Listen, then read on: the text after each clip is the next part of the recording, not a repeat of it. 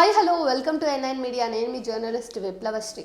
భారత రాజ్యాంగం 3వ భాగంలోని ఆర్టికల్ 14 చట్టం ముందు అందరూ సమానులే 14B చట్టం అందరినీ సమానంగా రక్షిస్తుంది అని స్పష్టంగా చెబుతుంది. ఆర్టికల్ 12 నుంచి 35 వరకు పౌర హక్కుల గురించి చెబుతాయి. రాజ్యాంగంలో ఎన్ని మంచి అంశాలున్నా అవి యథాతథంగా అమలవుతాయన్న గ్యారంటీ లేదు. కారణం దాన్ని అమలు చేయాల్సింది అధికారంలో ఉన్న పార్టీల నేతలు కాబట్టి వారి ప్రయోజనాలను బట్టి అవి అమలవుతాయి. అందుకే రాజ్యాంగ నిర్మాత డాక్టర్ బిఆర్ అంబేద్కర్ మన రాజ్యాంగం ఎంత మంచిదైనా దాన్ని అమలు చేసే పాలకులు మంచివారు కాకపోతే అది చెడ్డదవుతుంది. పాలకులు మంచివారైతే రాజ్యాంగంలోని ఇబ్బందికర అంశాలు కూడా మంచిగా అమలయ్యే అవకాశం ఉంది. అందువల్ల ప్రజలు ఎట్లాంటి పాలకులను ఎన్నుకుంటారనే విఘ్నతను బట్టి మన రాజ్యాంగం మంచి చెడ్డలు ఆధారపడి ఉంటాయని చెప్పారు. ఆయన చెప్పింది ఎంత అక్షర సత్యమో మనకు అనుభవం రుజువవుతుంది. హక్కుల కోసం, హామీల అమలు కోసం కార్మికులు, ఉద్యోగులు, ప్రజలు చేసే ఆందోళనలను అణిచివేసే పాలకులు మరోవైపు మాత్రం కోట్ల విలువైన సహజ సంపదను, ప్రభుత్వ ఆస్తులను కాజేస్తున్న, బ్యాంకులకు లూటీ చేస్తున్న వారిని రక్షిస్తున్నారు. జైల్లో నిర్బంధించబడిన సంఘ సేవకుడు స్టాన్ స్వామి చేతులు వణుకుతున్నాయి. నీటిని తాగలేకపోతున్నాను, స్ట్రా ఇవ్వమని కోరుకుంటే కనికరించని కోర్టు ఒక రాజకీయ నాయకుడికి జైల్లో దోమలు కుట్టకుండా చర్యలు తీసుకోవాలని చెప్పింది. అక్రమాలకు, అనైతిక చర్యలకు పాల్పడిన డేరా బాబాకు అర్జెంటుగా బెయిల్ ఇచ్చిన న్యాయస్థానం 90% అంగవైకల్యంతో ఉన్న ప్రొఫెసర్ సాయిబాబాను 10 సంవత్సరాలు నిర్బంధించింది. సుప్రీంకోర్టులో 82,640 కేసులు పెండింగ్ లో ఉండగా అధికార పార్టీకి నిత్యం వంతపాడే జాతీయ టీవీ జర్నలిస్టు అర్నబ్ గోస్వామికి బెయిల్ ఇవ్వడానికి, ప్రొఫెసర్ సాయిబాబా బెయిల్ ను రద్దు చేయడానికి సెలవు రోజు పనిచేసిందంటే చట్టం అందరికీ సమానమేనా అనే సందేహం కలగక మానదు. కేంద్ర, రాష్ట్ర పాలకులు రాజ్యాంగం మీద ప్రమాణం చేసి అదే రాజ్యాంగాన్ని అమలు చేస్తున్నామని చెబుతూనే ఈ రకంగా వ్యవహరిస్తున్నందున చట్టం అందరికీ సమానమేనా అనే సందేహం ఆలోచించే ప్రతి ఒక్కరికి పదే పదే వచ్చి తీరుతుంది. పిచ్చిలో కూడా ఒక పద్ధతి ఉంటుంది. అణచివేత చట్టాలన్నీ న్యాయ వ్యవస్థపై అపనమ్మకాన్ని సూచిస్తున్నాయి. అనుమానం ఉన్న వారందరినీ శిక్షించాలనే ఆతృత పాలకుల్లో ఉంటుంది.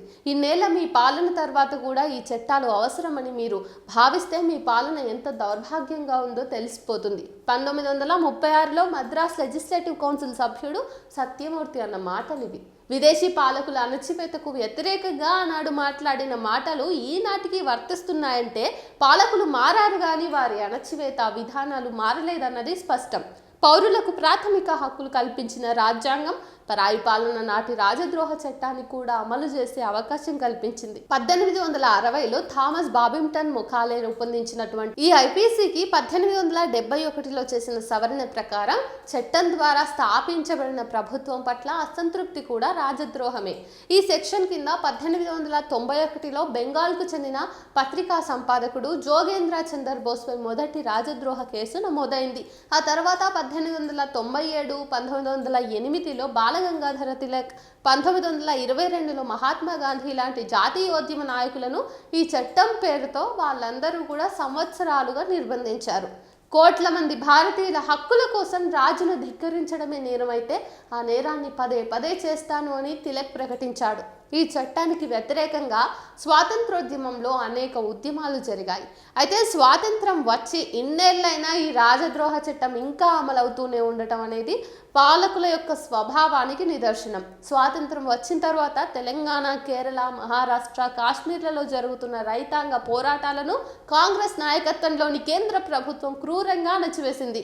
కేరళలో ప్రజలు ఎన్నుకున్న ప్రభుత్వాన్ని కూల్చివేయటం, రైల్వే కార్మికుల, ఉద్యోగుల హక్కులను కాలరాయటం, చివరకు ఎమర్జెన్సీ విధించి దేశ పౌరుల హక్కులన్నింటినీ రాజ్యాంగం పేరుతోనే అణచివేయడం చూసాం. మన దేశ పాలకులు గ్రామీణ భూస్వాములు, పట్టణ పారిశ్రామికాధిపతుల పక్షాన నిలవాలని నిర్ణయించుకున్నందునే తమ హక్కులను అణచివేసిన ప్రతి సందర్భంలోనూ దేశ ప్రజలు, రైతులు, కార్మికులు, ఉద్యోగులు వాటిని కాపాడుకునేందుకు, ప్రజాస్వామ్యాన్ని పరిరక్షించుకునేందుకు పాలకులను ప్రతిఘటించారు, తగిన గుణపాఠం నేర్పారు. కాంగ్రెస్ ప్రభుత్వం భూస్వామ్య పారిశ్రామిక సంపన్నుల కోసం ప్రజల హక్కులను కాలరాస్తే ప్రస్తుత కేంద్ర ప్రభుత్వం ఆ సంపన్నులతో పాటు మతరాజ్య నిర్మాణం కోసం ఉద్యమకారులను, మేధావులను, విలేకరులను రాజద్రోహ చట్టం, ఊపా చట్టం, జాతీయ భద్రతా చట్టం పేరుతో తీవ్ర అణచివేతకు పాల్పడుతుంది.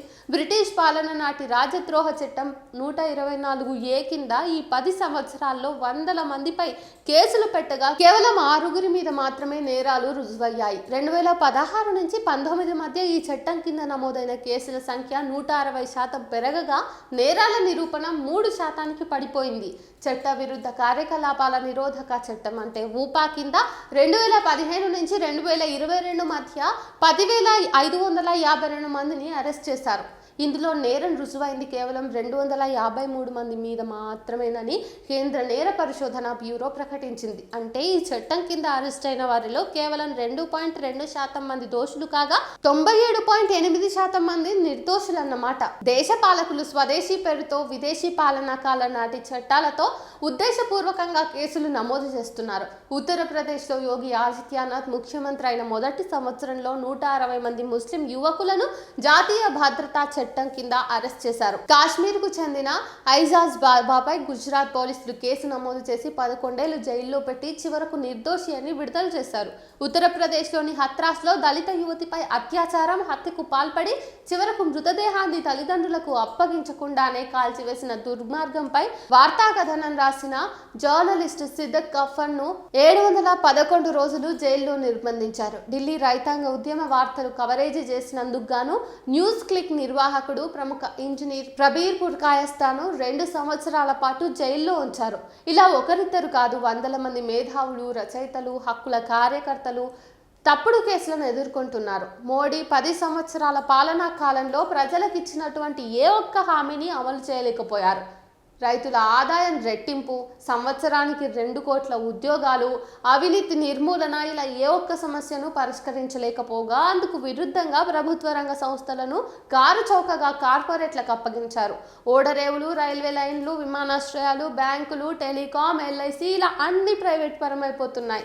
వ్యవసాయాన్ని కార్పొరేట్ కంపెనీలకు అప్పగించడానికి 3 నల్ల చట్టాలను తెచ్చింది. ఉపాధి హామీ పథకానికి 2.72 లక్షల కోట్ల అవసరం కాగా కేవలం 73,000 కోట్లు మాత్రమే కేటాయించింది. గ్రాడ్యుయేషన్ పూర్తి చేసిన 25 సంవత్సరాల వారిలో 83% మందికి ఉద్యోగాలు దొరకడం లేదు. మరోవైపు సంపన్నుల సంపద భారీగా పెరుగుతోంది. 2013లో ఆదాని సంపద 25,792 కోట్లుంటే 2022 నాటికి 7,48,800 కోట్లకు పెరిగింది. ఇదే కాలంలో అంబానీ సంపద 1,54,742 కోట్ల నుండి 7,54,620 కోట్లకు చేరింది. 1000 కోట్లకు పైగా ఆస్తులు ఉన్నవారి సంఖ్య 56 నుంచి 169కి పెరిగింది. విజయ్ మాల్యా, నీరవ్ మోడీ, లలిత్ మోడీ లాంటి 46 మంది బ్యాంకుల్లో వేల కోట్లు లూటీ చేశారు. మోడీ ప్రభుత్వం తెచ్చిన ఎన్నికల బాండ్ల విధానం ప్రజాస్వామ్య వ్యవస్థను బలహీనపరిచింది. చట్టసభల్లో కోటీశ్వరులు, నేరస్తులు పెరిగిపోతున్నారు. ప్రస్తుత పార్లమెంటులో 43% మందిపై క్రిమినల్ కేసులు ఉండగా 68% మంది కోటీశ్వరులు ఉన్నారు. కేంద్ర క్యాబినెట్లో 83% మంది కోటీశ్వరులే. కార్పొరేట్లకు దోచిపెడుతూ తమకు ఎండబెడుతున్న ప్రభుత్వ విధానాలను ప్రజలు ఖచ్చితంగా ప్రతిఘటిస్తారనే విషయం పాలకులకు, వారిని నడిపిస్తున్న సంపన్నులకు తెలుసు. గతంలో కాంగ్రెస్ అనుసరించిన అణచివేత పద్ధతి మాత్రమే చాలదని, దాంతోపాటు ప్రజల ఐక్యతను, రోజువారీ జీవిత సమస్యల నుండి దృష్టి మళ్లించే మతతత్వవాదుల అవసరాన్ని వీరు గుర్తించారు. వారి అండదండలతో అధికారంలో కొనసాగుతున్న పాలకులు ఒకవైపు కార్మిక, ప్రజానుకూల చట్టాలను మార్చివేస్తూ క్రూరమైన నిర్బంధానికి పాల్పడుతున్నారు. మరోవైపు ప్రజల మత విశ్వాసాలను ఉపయోగించుకుంటూ మతోన్మాదాన్ని రెచ్చగొడుతున్నారు. వీటికి మీడియాను యథేచ్ఛగా వాడుకుంటున్నారు. రాజ్యాంగబద్ధంగా స్వతంత్రంగా పనిచేయాల్సిన న్యాయస్థానాలు, CBI, ED, ఎన్నికల కమిషన్ లాంటి సంస్థలను దుర్వినియోగం చేస్తున్నారు. ఇట్లాంటి బహురూపాల్లో తమకు సేవ చేయగలిగిన ప్రభుత్వం వీలైనంత ఎక్కువ కాలం ఉండాలని దేశ విదేశీ కార్పొరేట్ కంపెనీలు కోరుకుంటాయి. అందుకు అవసరమైన అన్ని రకాల అండదండలను అందిస్తాయి. అంతిమంగా ప్రజల జీవితాలు అడగంటిపోతాయి. అయితే అందరినీ అన్ని వేళలా మోసగించలేరు. ప్రజలు వాస్తవాలను గుర్తించి తమ బాధలు తీర్చే మార్గం కోసం వెతుక్కుంటారు.